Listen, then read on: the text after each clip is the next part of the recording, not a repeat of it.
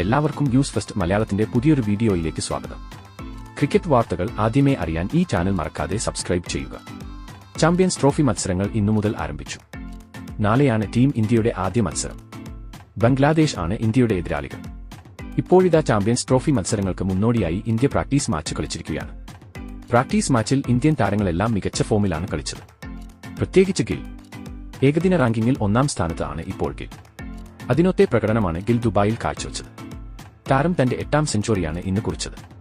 അപ്പോൾ ഇതിനെക്കുറിച്ച് ആണ് നമ്മൾ ഇന്നത്തെ വീഡിയോയിൽ നോക്കാൻ പോകുന്നത്.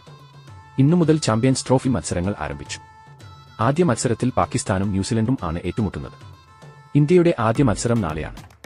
നാളെ ഉച്ചകഴിഞ്ഞ് 2:30 മുതൽ ദുബായിൽ വച്ചാണ് മത്സരം നടക്കുന്നത്. ഗ്രൂപ്പ് സ്റ്റേജ് മത്സരങ്ങളായാണ് ചാമ്പ്യൻസ് ട്രോഫി മത്സരങ്ങൾ നടക്കുന്നത്. ടോപ്പ് 2-വിൽ വരുന്ന 2 ടീം ഡയറക്ട് സെമിയിലേക്ക് ക്വാളിഫൈ ചെയ്യും. ന്യൂസിലൻഡ്, പാകിസ്ഥാൻ, ബംഗ്ലാദേശ് എന്നിവരാണ് ഇന്ത്യയുടെ ഗ്രൂപ്പിൽ ഉള്ളത്. അതുകൊണ്ടുതന്നെ നാളത്തെ മത്സരത്തിൽ ഇന്ത്യക്ക് ജയം അനിവാര്യമായിരിക്കും.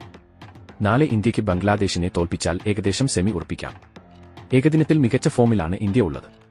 ഇപ്പോഴിതാ നാളത്തെ മത്സരത്തിന് മുന്നോടിയായി ഇന്ത്യ പ്രാക്ടീസ് മാച്ച് കളിച്ചിരിക്കുകയാണ്.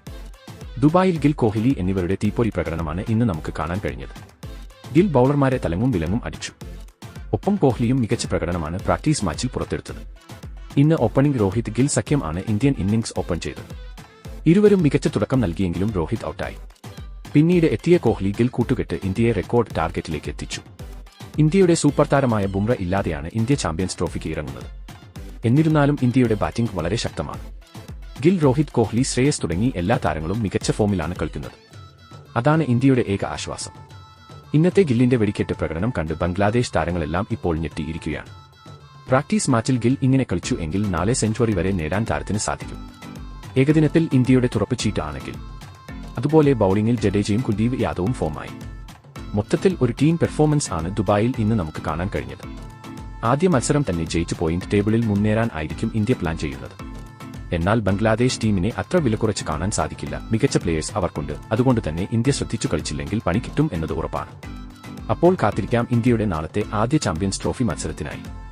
നിങ്ങളുടെ അഭിപ്രായത്തിൽ നാളെ ഇന്ത്യ ജയിക്കുമോ, ബംഗ്ലാദേശ് ജയിക്കുമോ? അഭിപ്രായം താഴെ കമന്റ് ചെയ്യുക. അതുപോലെ കൂടുതൽ ക്രിക്കറ്റ് വാർത്തകൾക്കായി ഈ ചാനൽ മറക്കാതെ സബ്സ്ക്രൈബ് ചെയ്യുക.